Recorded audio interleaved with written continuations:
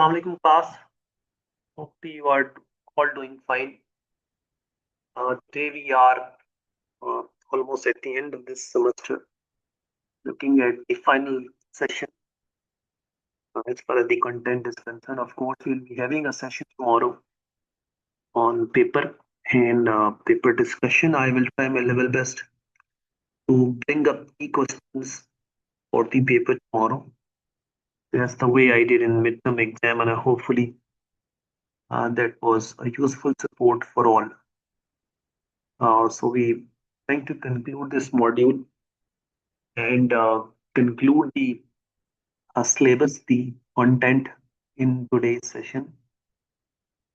And remember, if yesterday we were discussing the role of artificial intelligence in sustainability generally, but frankly, somehow or the other, the sustainability within companies, industries, and of course, the business world remains our focus. And we could find easy clues and use cases and examples where we could see companies are deliberately, voluntarily, in planned efforts are shifting towards artificial intelligence solutions because of its ability to evaluate, analyze, and also predict things, foresee changes better than the humans. Uh, there are challenges, there are issues, but still, artificial intelligence is accelerating or improving the way we are tackling sustainability issues. The fifth one, so I brought five important ways through which artificial intelligence could help support companies achieve sustainable goals. The fifth one is managing and optimizing the renewable energy and forecasting and optimizing the complex network of different sources of energy being produced and utilized. Uh, for example, people who are uh, having solar systems installed in homes could also judge this. That totally depends on the variation in the weather situation, circumstances, um, and the production of that particular units per day or units within a certain time period totally depends on the weather and weather changes that are there. If it's cloudy, then you can expect that with lesser sunlight, units might not be produced the way we want them to be. So therefore, a grid station or a distribution network, which is managing the flow of energy, the recipients need to adjust with that. An artificial intelligence-driven forecast therefore helps in optimizing the overall grid optimization or the intelligent adjustments required. Times it's so quick and fast, the way the weather changes that are there is unpredictable almost. The AI provides the right tool, the solution, help that managing various modes of energy. That's the way we are looking at the grid optimization managed by artificial intelligence solutions. The AI's role, therefore, is profound in multiple ways, including the aspect of managing the various forms of energy and energy optimization.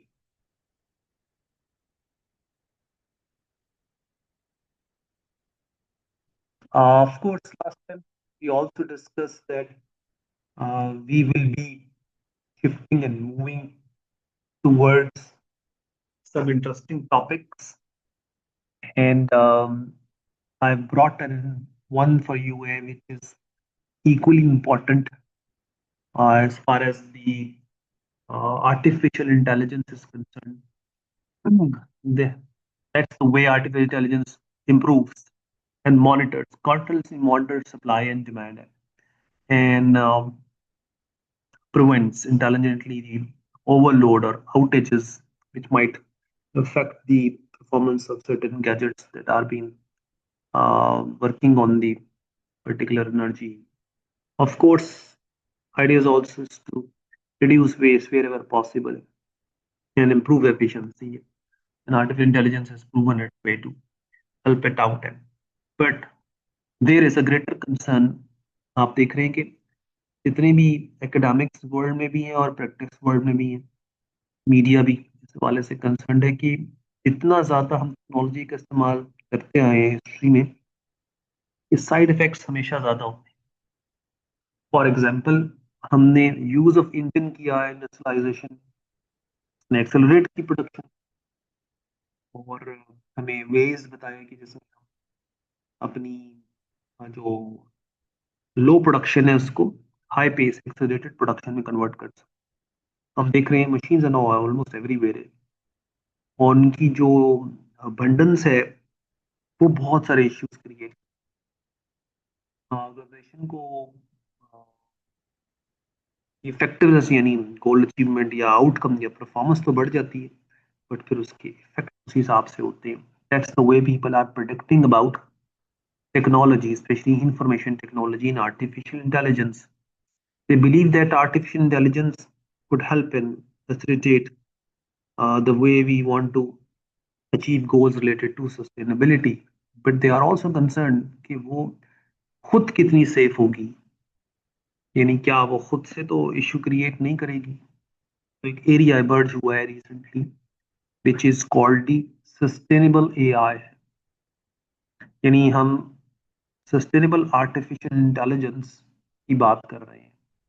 AI in sustainability तो हम पढ़ चुके हैं, discuss के लिए। The next topic is जो उससे relevant और उसी से क्लोज बाय भी नजर आता है, how much sustainable is the use of AI, यानी हम एआई को जो इस्तेमाल कर रहे हैं क्या वो भी सस्टेनेबिलिटी के गोल्स के हिसाब से है या नहीं। For example, it needs constant power supply है एआई, क्योंकि कंप्यूटर बेस्ड है, data centers, uh, artificial agents that require supply, power supply. तो इसकी एफिशिएंट यूज के हवाले से कंसर्न्स हैं। या फिर इंफ्रास्ट्रक्चर जो कनेक्ट करता है टूल्स को, स्पेशली इंफॉर्मेशन टेक्नोलॉजी के, because it requires network support है। Without networking, specially wireless networking, not possible. Send and receive data है, सेंसर्स जैसे लगे हैं विंड मिल सोल्यूशंस के साथ रिन्यूएबल एनर्जी के हवाले से देखें, तो वो इंफ्रास्ट्रक्चर है, फिजिकल इंफ्रास्ट्रक्चर है, without a shadow of a doubt. और उस हवाले से वो बहुत सारी इन्वायरमेंटल चेंजेस की बेस पर बना है। हमने बिल्डिंग स्टैब्लिश की, इस पे टावर्स लगाए, तो लोग उस हवाले से कंसर्न है कि हम वो कुछ एआई के लिए कर रहे हैं, क्या वो भी फ्यूचर में हमारे लिए इश्यूज क्रिएट तो नहीं करेगा। मसलन क्या कर सकता है, ये एनर्जी जो कंज्यूम करते हैं एआई सिस्टम या प्रोड्यूस करते हैं हीट, इसकी वजह से कार्बन फुटप्रिंट क्रिएट होंगे या नहीं होंगे। या फिर क्या हमारे एआई के सिस्टम्स इतने फास्टर होंगे कि क्विकली सॉल्यूशंस प्रोवाइड कर सकें और डिलेज और वेस्ट का बाइस ना बने, जिसकी वजह से हमें मजीद पावर कंज्यूम करनी पड़े जिससे हम बचने की कोशिश कर रहे हैं। तो there are some questions regarding sustainable AI जो कि इमर्ज हो रहे हैं, पूछ रहे हैं कि एआई के बेस पे जो चैलेंजेस हमारे सामने आ रहे हैं उनको हमने कैसे टैकल करना। तो पूछ रहे हैं how significant are the environmental impacts of the AI, generally is called the generative AI, what specific challenge do they poses. Suppose अभी तो हम इस फेज में हैं कि हम रियलाइज भी कर पा रहे हैं कि इंफॉर्मेशन टेक्नोलॉजी और स्पेशली आर्टिफिशियल इंटेलिजेंस इटसेल्फ बहुत सारे चैलेंजेस क्रिएट करती है। क्या हमने उसको लिस्ट किया है, ढूंढा है? हर ऑर्गेनाइजेशन को सोचना चाहिए कोई भी टेक्नोलॉजी, कोई भी किसी भी लिहाज से यूज हो रही है तो क्या उसके कोई एडवर्स इफेक्ट तो नहीं आ रहे, यानी उनकी वजह से चैलेंज कम होने की वजह बढ़ तो नहीं रहा, एनवायरमेंटल इम्पैक्ट बैड तो नहीं आ रहा गुड की बजाय। तो ये क्वेश्चन पहले है कि हमने जज तो करें what are the challenges, what current legislation exists as far as the sustainability of AI technologies। नजर आ रहा है बहुत कम। अभी तक हमने ये इंटरनेट के हवाले से भी लॉज नहीं देखते, तो आर्टिफिशियल इंटेलिजेंस की यूटिलाइजेशन के हवाले से भी बहुत सारा गैप बाकी है। What practical ways can organisation integrate sustainability into their AI development है, यानी जब बना रहे हो तब सस्टेनेबिलिटी के गोल्स को अपने सामने रखें, जैसे कि प्रोडक्शन करते हुए रखते हैं, प्रोडक्ट डिजाइनिंग की बात करते हैं, जैसे कि पैकेजिंग की बात करते हैं, या फिर आप लोगों को हायर करते वक्त देखते हैं कि how much are sustainability goals. इसी तरीके से आर्टिफिशियल इंटेलिजेंस को जब आप डेवलप कर रहे होते हैं, तो उस वक्त क्या सस्टेनेबिलिटी गोल्स को नहीं सामने रखना चाहिए, इस तरह के बहुत सीरियस कंसर्न्स सामने आ रहे हैं। नाउ क्वेश्चन बन गया, what is the difference between sustainable AI and AI for sustainability, are they two poles apart, क्या उनके दरमियान कुछ कॉमनैलिटीज हैं या नहीं। तो हम सम अप कर रहे हैं तो पता चल रहा है कि sustainable AI tries to make AI technologies more environmental friendly है, सोशल फ्रेंडली है। At the same time AI for sustainability seeks to leverage artificial intelligence to improve environment and so।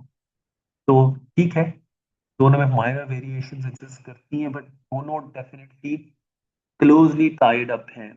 यानी जब हम सस्टेनेबल एआई कर रहे होंगे तो उसका ओवरऑल फोकस तो सस्टेनेबिलिटी ही होगा, बट हम टेक्नोलॉजी के इस्तेमाल को भी फेयर फ्रेंडली बना रहे होंगे, तो दे गो हैंड बाय हैंड, यानी एक दूसरे के साथ क्लोजली लिंक्ड है। नाउ अब सवाल आपके जहन में आ रहा है कि सस्टेनेबल एआई के एरिया क्या होंगे। पहला है डेटा सस्टेनेबिलिटी, ऑफ कोर्स इसका ताल्लुक ज्यादा से ज्यादा सोशल और गवर्नेंस एस्पेक्ट से है। पीपल्स राइट्स की बात हो रही होगी, प्राइवेसी का जिक्र आ रहा होगा। हम देख रहे होंगे कि लोग फ्रॉड्स तो नहीं कर रहे, या लोगों से फ्रॉड तो नहीं हो रहा इसकी बेस पे। दैट्स व्हाई यूनाइटेड स्टेट्स में एक लेजिस्लेशन इमर्ज हुई है which is journal data protection regulation, यानी हम डेटा की वजह से लोगों के राइट्स की वॉयलेशन नहीं कर रहे होंगे। आपने शायद वो बहुत ही फेमस केस सुना होगा, ने यूनाइटेड स्टेट्स की जो सेनेट है उसकी कमेटी इंक्वायरी कर रही है, और फेसबुक का जो ओनर है मार्क जकरबर्ग वो सामने बैठा है, और वो से पूछ रहे हैं कि क्या फेसबुक ने लोगों का डाटा लीक किया है दूसरी कंपनीज को, तो वो उसका जवाब नहीं दे पा रहा। तो एक सीरियस कंसर्न नजर आ रही है कि लोगों ने तो फेसबुक को इसलिए यूज किया था कि वो अपने आप की प्रोटेक्शन कर सकें, बट इसलिए नहीं था कि उनका डाटा दूसरों को भेजा जाए। तो इस लिहाज से एक सोशल एस्पेक्ट है कि वायलेशन हुई प्राइवेसी की, डाटा लीक हो गया। तो डाटा और किस हद तक यूज होना चाहिए, उसका यूटिलाइजेशन क्या होना चाहिए, इस बारे में एक क्वेश्चन बात है आर्टिफिशियल इंटेलिजेंस के ऊपर भी। और उस हवाले से एक गाइडलाइन दी गई है कि हमने लोगों के डाटा को प्रोटेक्ट करना है, उसको लीकेज से बचाना है और उसकी इलीगल यूज से बचना है। चलें, एनर्जी एफिशिएंसी की बात हो रही है। हम देख रहे हैं कंपनीज कोशिश कर रही हैं कि डाटा सेंटर्स जहाँ ये आर्टिफिशियल इंटेलिजेंस सिस्टम मौजूद हैं उनको एनर्जी एफिशिएंट बनाएं। यानी क्या बोलते हैं कि चैरिटी बिगन्स एट होम है, उसी तरह का सिमिलर आइडिया कि आर्टिफिशियल इंटेलिजेंस एजेंट्स सस्टेनेबिलिटी में हेल्प करना के लिए लाए गए हैं, बट पहले खुद सस्टेनेबल हों। दैट्स वाई आप देख रहे हैं कि वहाँ जहाँ वो टूल्स ओरिजिनेट हो रहे हैं या रिजाइड हो रहे हैं, या वो कंप्यूटर सिस्टम्स हैं जिनके अंदर वो इस्तेमाल हो रहे हैं, या कोई भी इंटेलिजेंट सोल्यूशन है जो कि यूज हो रहा है, सबसे पहले वो खुद सस्टेनेबल हो, यानी इको फ्रेंडली हो। हम देख रहे हैं डाटा सेंटर कूलिंग सिस्टम के हवाले से बात हो रही है, यानी हमें कंफर्म है once the computer devices will run they emit heat, and that's why they contribute towards overall issue of global warming। या फिर उनको रन करने के हवाले से जो एनर्जी यूज हो रही है उसमें हमें जो कार्बन एमिशन है उनको रोका जाए, और ऑल्टरनेटिव एनर्जी सोर्सेज पे उनको कन्वर्ट किया जाए। इस तरह आप देख रहे हैं कि कहीं इन्वायरमेंटल, कहीं सोशल, कहीं गवर्नेंस के हवाले से हमें कंसर्न्स या चैलेंजेस नजर आ रहे हैं। फेयरनेस एंड इंक्लूसिविटी की बात हो रही है, गवर्नेंस के बेटर मैकेनिज्म्स की बात हो रही है जो कि एआई से रिलेटेड है, और एथिकल एआई प्रैक्टिसेस की बात हो रही है। ये एरिया सारे के सारे वो है जिसके तरफ हम कोशिश कर रहे हैं कि फिर जस्ट और ह्यूमन, यानी ह्यूमन बींग्स के करीब हो, इजी हो, उन पर इफेक्ट कास्ट ना करें, वो प्रैक्टिसेस कर रहे हो या उनकी मॉनिटरिंग कर रहे हैं कि ऐसा हो तो नहीं रहा। इस लिहाज से हमें नजर आ रहा है कि एआई जो है, या सस्टेनेबल एआई दोनों ही बेसिकली क्लोजली लिंक्ड हैं एक दूसरे के साथ, और कोशिश कर रहे हैं कि एनवायरमेंटल प्रोटेक्शन करें, हेल्प करें ह्यूमन राइट्स के हवाले से, और इस हवाले से हम देख रहे हैं कि एक्सलरेट करें जहां जहां ह्यूमन इश्यूज हैं लाइक पावर्टी, और आगे जाकर देखेंगे कि improving employability and many more है। और रिसाइकलिंग वेस्ट मैनेजमेंट के हवाले से सपोर्ट में हम देख रहे हैं reducing unemployment is also the human social aspect of the sustainability. दो हमारा ज्यादा फोकस एनवायरमेंटल एस्पेक्ट्स पे है, बट हम फिर कहीं ना कहीं डायरेक्टली और इनडायरेक्टली ईएसजी के तीनों एस्पेक्ट्स के हवाले से जिक्र कर रहे हैं। Smart agriculture and precision farming which is the trend across the world है, और उसमें शायद सबसे ज्यादा इंटरेस्टिंग चीज हमारे यहाँ पाकिस्तान में बड़ी कॉमन है, that is the utilization or the usage of excessive usage of clean water, clean and tidy water, drinkable water, उसको हम एग्रीकल्चर में यूज, और पूरी दुनिया इस हवाले से हैरान है कि पाकिस्तान के पास इतने वाटर सोर्सेज कहाँ से आ गए कि वो अगर एग्रीकल्चर के अंदर भी हम क्लीन एंड टाइडी वाटर का इस्तेमाल कर रहे हैं, और दुनिया को इस वक्त ड्रिंकेबल वाटर का क्राइसिस है। बहुत सारी कंट्रीज ऐसे हैं जहाँ सोमालिया, इथोपिया, अफ्रीका, जहाँ पर शायद पीने का पानी अवेलेबल नहीं। पाकिस्तान में भी बहुत सारे एरियाज ऐसे हैं जहाँ रूरल से, जहाँ पे हमें आ, पीने के पानी का इशू है। तो इस हवाले से we need to revert to agriculture which is smarter, leaner and based on precision farming, and AI technologies definitely can really help है, वहाँ हमें हेल्प कर सकते हैं।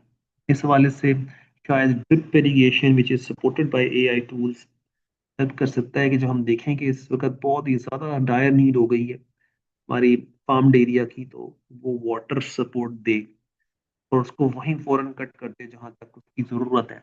यानी हम कम से कम वाटर का इस्तेमाल करें, वो देखें मिनिमाइज वाटर यूजेज। बहुत सारे एरियाज हैं, लेकिन by hope you can understand कि this is possible.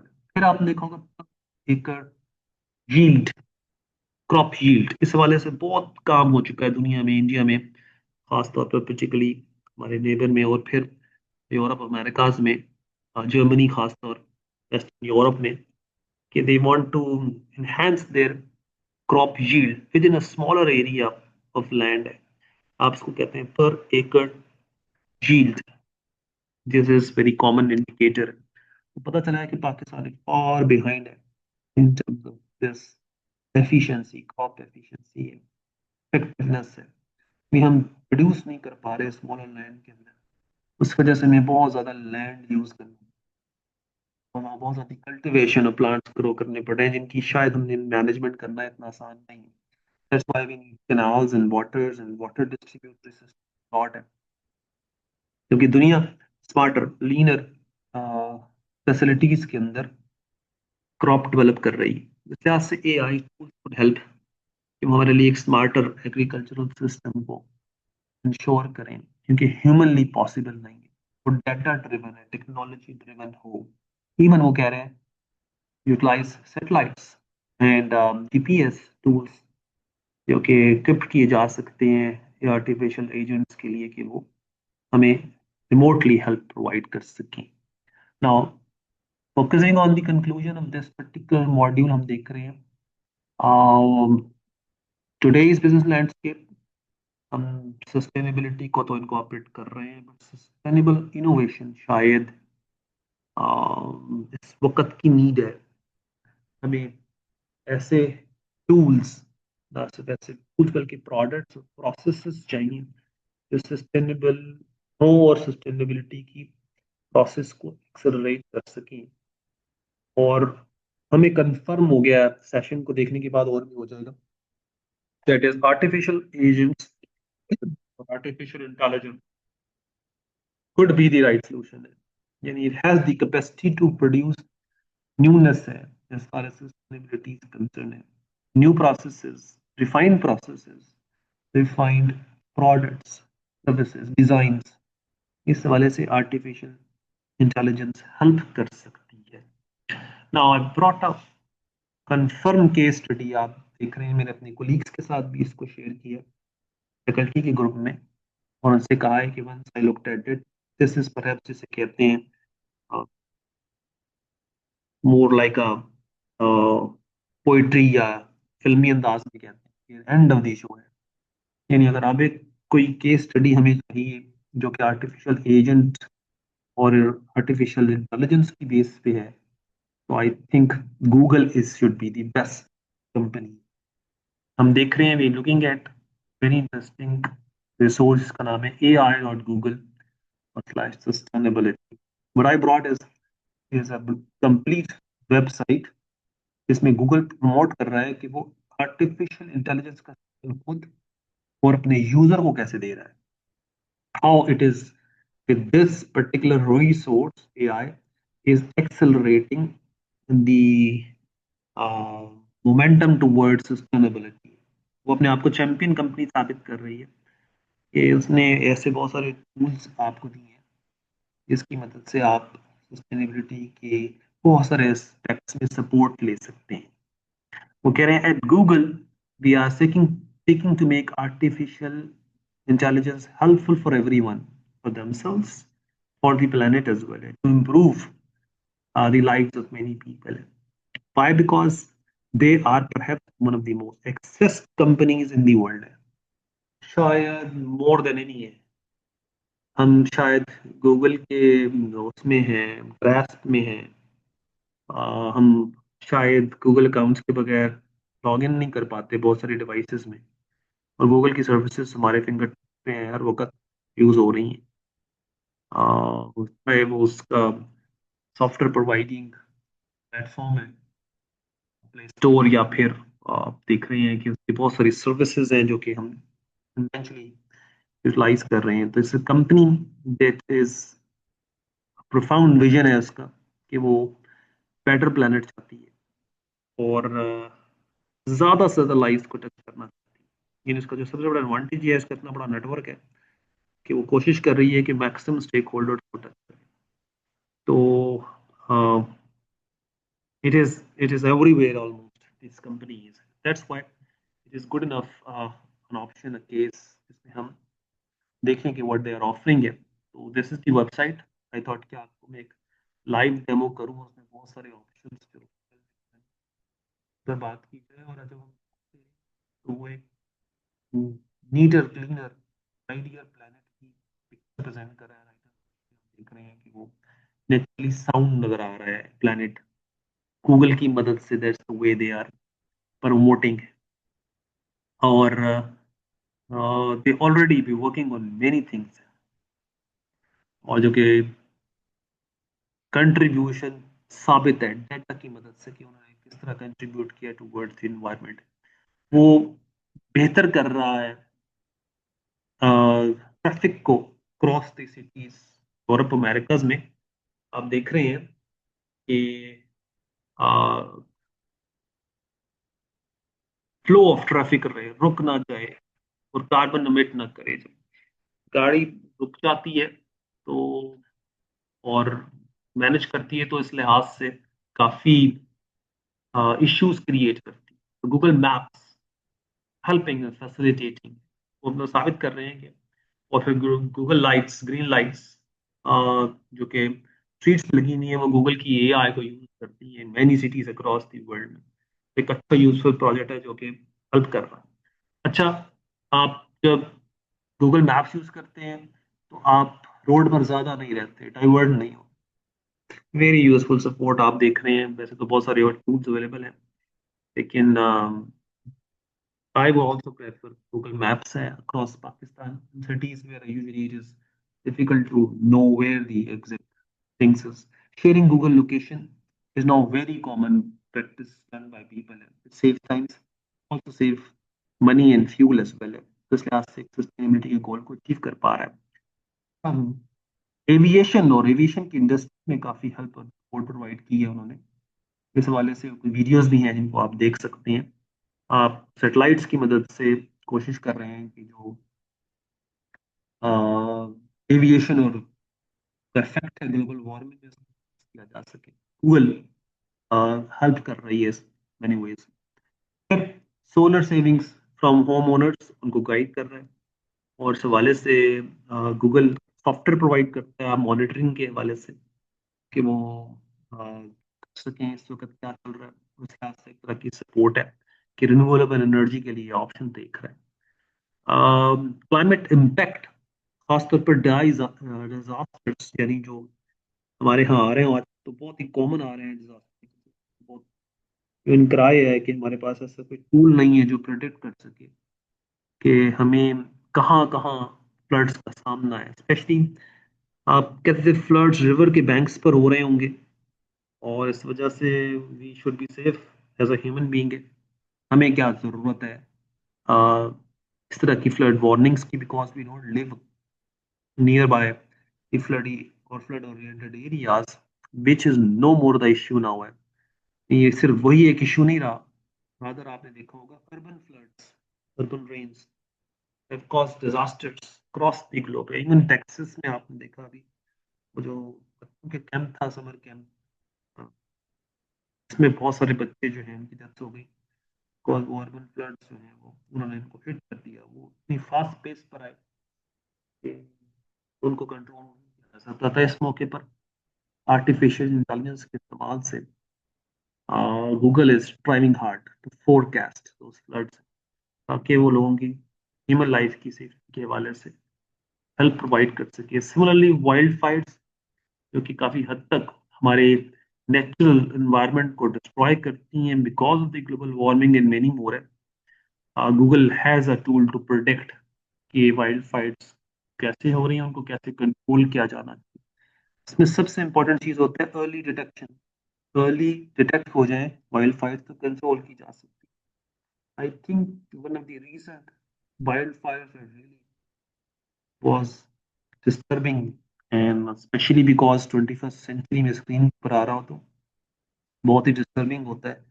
There was the fire erupted in Australia, आपने सुना होगा कि सिडनी और मेलबर्न के दरमियान काफी सारे एरिया में फायर erupट हो गई, which is natural disaster there.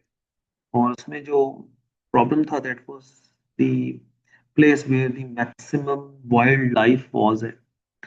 यानी हम उसको मशहूर नाम है उसका कैंगरू आइलैंड, और उसमें मैक्सिमम स्पीशीज पाई जाती हैं। 50 लाख एनिमल्स डाइड है।